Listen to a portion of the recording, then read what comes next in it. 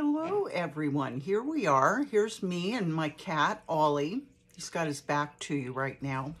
We're here to do Exodus 11. We've already heard about the frogs and the gnats and the flies and the locusts.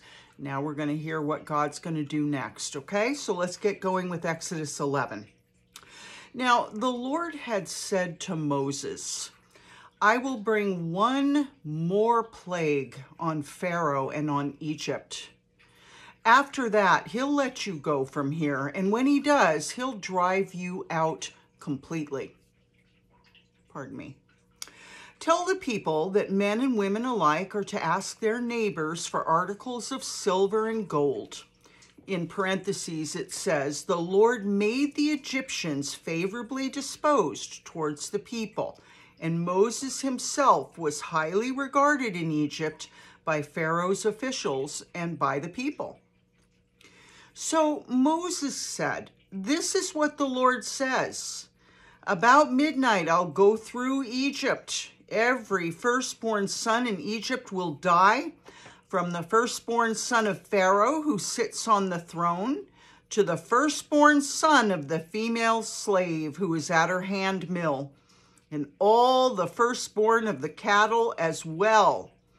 There will be loud wailing throughout Egypt, worse than there's ever been or ever will be again. But among the Israelites, not a dog will bark at any person or animal. Then you will know that the Lord makes a distinction between Egypt and Israel. All these officials of yours will come to me, bowing down before me and saying, go, you and all the people who follow after you. After that, I will leave. Then Moses, hot with anger, left Pharaoh. The Lord had said to Moses, Pharaoh will refuse to listen to you so that my wonders may be multiplied in Egypt. Moses and Aaron performed all these wonders before Pharaoh, but the Lord hardened Pharaoh's heart, and he would not let the Israelites go out of his country. Pride, people. Exodus 12. The Lord said to Moses and Aaron in Egypt, this month is to be for you the first month of your year. Tell the whole community of Israel that on the 10th day of this month, each man is to take a lamb for his family, one for each household. If any household is too small for a whole lamb, they must share one with their nearest neighbor, having taken into account the number of people there are. You are to determine the amount of lamb needed in accordance with what each person will eat. The animals you choose must be year-old males without defect, meaning like, a crooked foot, a bad eye. They have to be a perfect specimen. And you may take them from the sheep or the goats. Take care of them until the 14th day of the month, when all the members of the community of Israel must slaughter them at twilight. Twilight is evening. Then they are to take some of the blood and put it on the sides and tops of the door frames of the houses where they eat the lambs.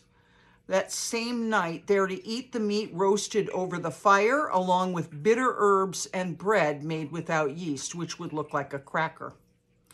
Do not eat the meat raw or boiled in water, but roast it over a fire with the head, legs, and internal organs. Don't leave any of it till morning. If some is left till morning, you must burn it. This is how you're to eat it, with your cloak tucked into your belt, your sandals on your feet, and your staff in your hand. Eat it in haste. It is the Lord's Passover. On that same night, I will pass through Egypt and strike down every firstborn of both people and animals, and I will bring judgment on all the gods of Egypt. I am the Lord. The blood will be a sign for you on the houses where you are, and when I see the blood, I will pass over you. No destructive plague will touch you when I strike Egypt. This is a day you are to commemorate for the generations to come. You shall celebrate it as a festival to the Lord, a lasting ordinance. For 7 days you're to eat bread made without yeast. On the first day, remove the yeast from your houses, for whoever eats anything with yeast in it from the first day through the 7th must be cut off from Israel. On the first day, hold a sacred assembly, and another one on the 7th day. Do no work at all on these days, except to prepare food for everyone to eat. That is all you may do. Celebrate the festival of unleavened bread, because it was on this very day that I brought your divisions out of Egypt. Celebrate this day as a lasting ordinance for the generations to come. In the first month, you're to eat bread made without yeast from the evening of the 14th day until the evening of the 21st day. For 7 days, no yeast is to be found in your houses, and anyone, whether foreigner or native born, who eats anything with yeast in it must be cut off from the community of Israel. Eat nothing made with yeast. Wherever you live, you must eat unleavened bread. So unleavened bread is a matzah cracker. We still have it. It's matzah crackers. Then Moses summoned all the elders of Israel and said to them, "Go at once and select the animals for your families and slaughter the Passover lamb. Take a bunch of hyssop, dip it into the blood in the basin, and put some of the blood on the top and on both sides of the doorframe. None of you shall go out of the door of your house until morning. When the Lord goes through the land to strike down the Egyptians, he'll see the blood on the top and sides of the doorframe and will pass over that doorway, and he will not permit the destroyer to enter your houses and strike you down. Obey these instructions as a lasting ordinance for you and your descendants.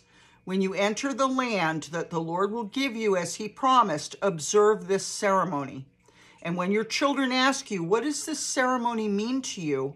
then tell them, 'It is the Passover sacrifice to the Lord, who passed over the houses of the Israelites in Egypt and spared our homes when he struck down the Egyptians.'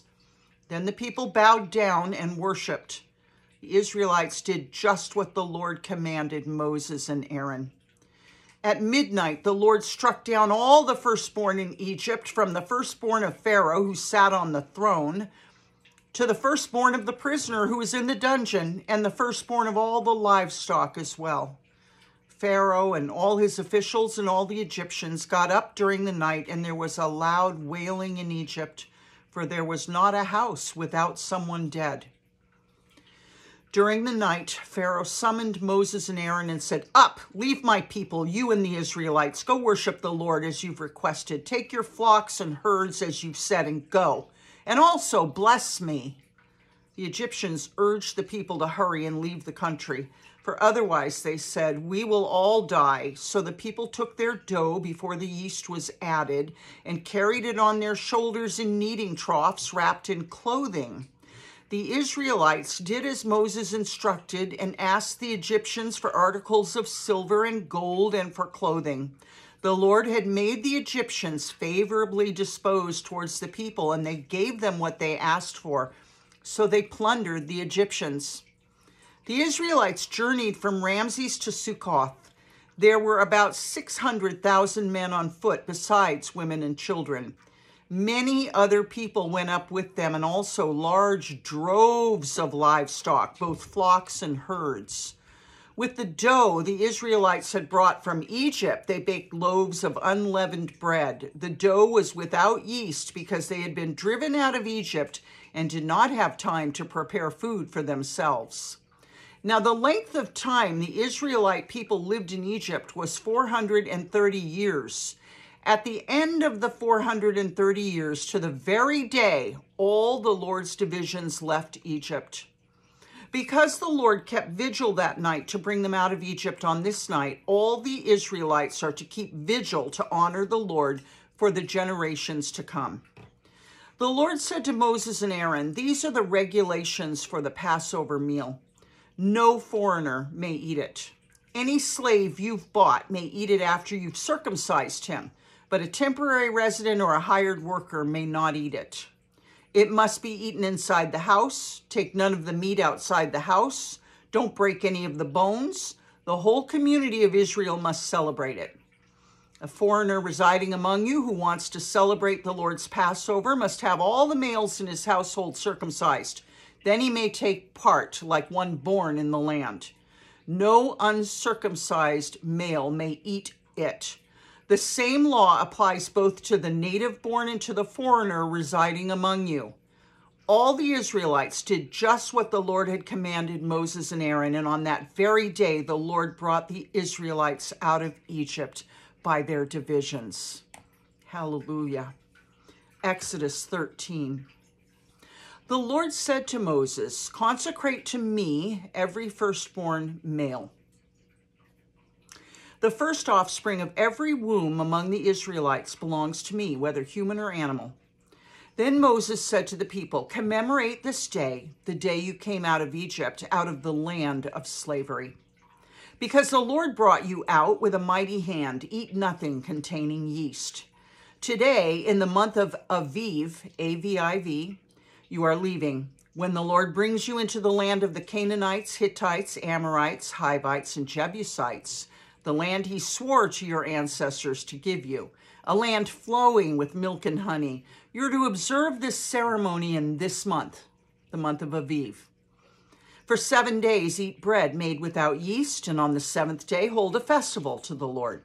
Eat unleavened bread during those 7 days. Nothing with yeast in it is to be seen among you, nor shall any yeast be seen anywhere within your borders. Now remember, what is the purpose of yeast? It puffs up. So it's a representation of pride, okay? So if you wonder why the Lord is saying no yeast, no yeast, well, it's a representation of taking bread, which, you know, the physical body could be likened to bread. Jesus likened the physical body, his physical body, to bread. Okay, so we are not to be bread with yeast in it, which puffs up and makes us proud. Pride will kill us. It will send us to hell, okay? So this is kind of the point. No yeast, no yeast, no yeast. We're not going to have that representation happening. We have a perfect God who does everything decently and orderly, as I've told you before. He's not missing anything here, okay? On that day, tell your son, I do this because of what the Lord did for me when I came out of Egypt. This observance will be for you like a sign on your hand and a reminder on your forehead that this law of the Lord is to be on your lips. For the Lord brought you out of Egypt with his mighty hand. You must keep his ordinance at the appointed time, year after year. And they still do, don't they? After the Lord brings you into the land of the Canaanites and gives it to you as he promised on oath to you and your ancestors, you're to give over to the Lord the first offspring of every womb. All the firstborn males of your livestock belong to the Lord. Redeem with a lamb every firstborn donkey. But if you don't redeem it, break its neck. Scary, I know. But remember, let's remember this. Man has fallen. This is after Adam and Eve, okay? They're in a fallen situation. So there will be some ugly things, and we're going to have to grit our teeth through it, okay? And also, it's very simplified. It's very primitive, okay? They didn't have anything that we have today, all right? So redeem with a lamb every firstborn donkey, but if you don't redeem it, break its neck. Redeem every firstborn among your sons. So I'm going to assume that redeem with a lamb every firstborn donkey. He's saying sacrifice, they're saying redeem with a lamb. You know, let me look into that and bring it back to you, because I'm thinking, does he mean redeem with a lamb as in sacrifice that lamb? For every firstborn donkey, but if you don't redeem that donkey, then break its neck? I don't know. I'll look it up and I'll bring it back to you. Redeem every firstborn among your sons. Now, let's remember too, animals are suffering right along with us in this fallen world, okay? And this is a good example of it, all right? Unfortunately, animals have died and been sacrificed to how do I put it? To make up for our sin. Because blood is the only way to do that. And I've got this thought here right now, like, let's thank God that it's animals and he's not requiring our blood. And he's still not requiring our blood. He came and did it himself on the cross. So maybe it's the lesser of two evils, even though I know that you're an animal lover and it's always hard to hear stuff like this. So I'm right there with you, okay? In days to come, when your son asks you, what does this mean? Say to him, with a mighty hand, the Lord brought us out of Egypt, out of the land of slavery. When Pharaoh stubbornly refused to let us go, the Lord killed the firstborn of both people and animals in Egypt. This is why I sacrifice to the Lord the first male offspring of every womb and redeem each of my firstborn sons. Okay, so as far as people, this is why I the first male. Okay, so for a son, you're going to sacrifice the firstborn lamb. Okay, now it's saying here, redeem with the lamb, so I'm assuming that does mean sacrifice a lamb for every firstborn donkey, but if you don't redeem it, break its neck. All right. When Pharaoh stubbornly refused to let us go, the Lord killed the firstborn of both people and animals in Egypt. This is why I sacrifice to the Lord the first male offspring of every womb and redeem each of my firstborn sons. And it will be, so the lamb is being given for the son. Same old story, right? Same theme, same byline, if that's the correct use of the word byline. You know, same thing over and over. I mean, the more you read the Bible, the more you'll realize God is trying to say one thing. Jesus Christ died for your sin so that you don't have to. And it will be like a sign on your hand and a symbol on your forehead that the Lord brought us out of Egypt with his mighty hand. When Pharaoh let the people go, God didn't lead them on the road through the Philistine country, though that was shorter. For God said if they face war, they might change their minds and return to Egypt, meaning the Israelites. So God led the people around by the desert road towards the Red Sea. The Israelites went up out of Egypt ready for battle. Moses took the bones of Joseph with him because Joseph had made the Israelites swear an oath. He had said, God will surely come to your aid, and then you must carry my bones up with you from this place. So they've taken Joseph, who ruled Egypt 100 years before. They've taken his bones, and they're taking them back to Canaan with them. Now, Canaan, they were always foreigners there, but that was where they came from, okay? In the future, we're going to see God give them the entire land of Canaan, and it's going to be a big process. You'll see. After leaving Succoth, they encamped at Etham on the edge of the desert. By day, the Lord went ahead of them in a pillar of cloud to guide them on their way, and by night in a pillar of fire to give them light so that they could travel by day or night. Neither the pillar of cloud by day nor the pillar of fire by night left its place in front of the people. Last one for the night, Exodus 14. Then the Lord said to Moses, tell the Israelites to turn back and encamp near Pi Hahiroth, between Migdol and the sea. They are to encamp by the sea directly opposite Baal Zephon. Pharaoh will think the Israelites are wandering around the land in confusion, hemmed in by the desert.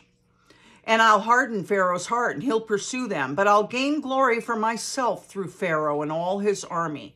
Now, why does God want glory given to him? Because God's got a whole plan going, and people need to turn their eyes to God. So he has to show them who he is, and that's what's happening here.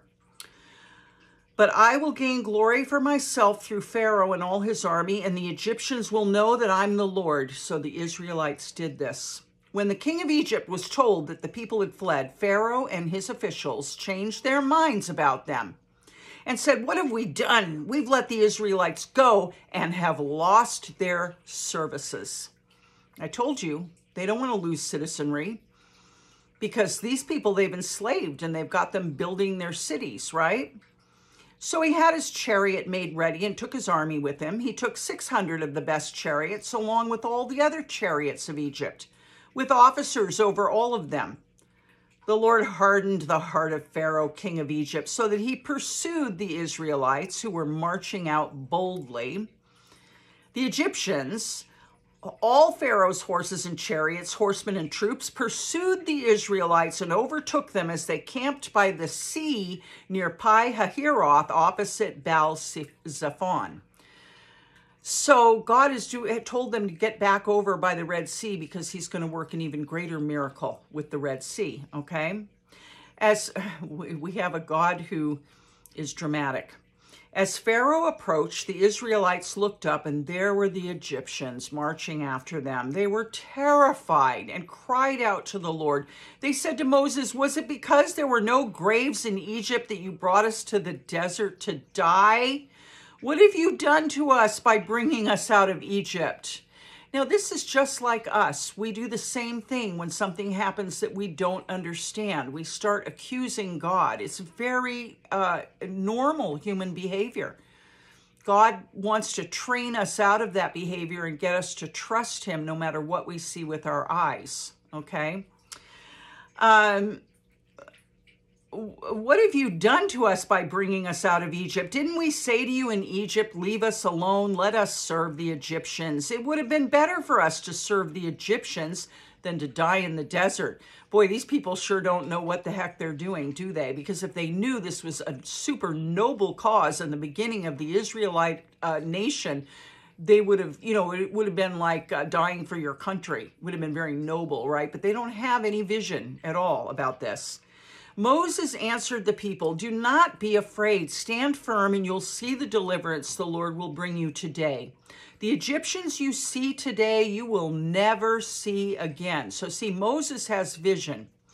"The Lord will fight for you. You need only to be still." So don't move and get in the way of the Lord's sword, right? Then the Lord said to Moses, "Why are you crying out to me? Tell the Israelites to move on. This is the Lord telling Moses, raise your staff and stretch out your hand over the sea to divide the water so that the Israelites can go through the sea on dry ground. I'll harden the hearts of the Egyptians so they'll go in after them. And I'll gain glory through Pharaoh and all his army, through his chariots and his horsemen. The Egyptians will know that I'm the Lord when I gain glory through Pharaoh, his chariots, and his horsemen." And I'll say that later. Then the angel of God, who had been traveling in front of Israel's army, withdrew and went behind them. The pillar of cloud also moved from in front and stood behind them, coming between the armies of Egypt and Israel. Throughout the night, the cloud brought darkness to the one side and light to the other side, so neither went near the other all night long. So it kept the Egyptians in darkness and brought light to the Israelites. Then Moses stretched out his hand over the sea, and all that night the Lord drove the sea back with a strong east wind. Boy, it must have been a really strong wind, and turned it into dry land. The waters were divided, and the Israelites went through the sea on dry ground with a wall of water on their right and on their left. The Egyptians pursued them, and all Pharaoh's horses and chariots and horsemen followed them into the sea. During the last watch of the night, so that would be about 3 o'clock perhaps in the morning, the Lord looked down from the pillar of fire and cloud at the Egyptian army and threw it into confusion. He jammed the wheels of their chariots so that they had difficulty driving. And the Egyptians said, "Let's get away from the Israelites. The Lord is fighting for them against Egypt." Then the Lord said to Moses, "Stretch out your hand over the sea so that the waters may flow back over the Egyptians and their chariots and their horsemen." And I'm here to tell you that we have found chariot wheels in the Red Sea.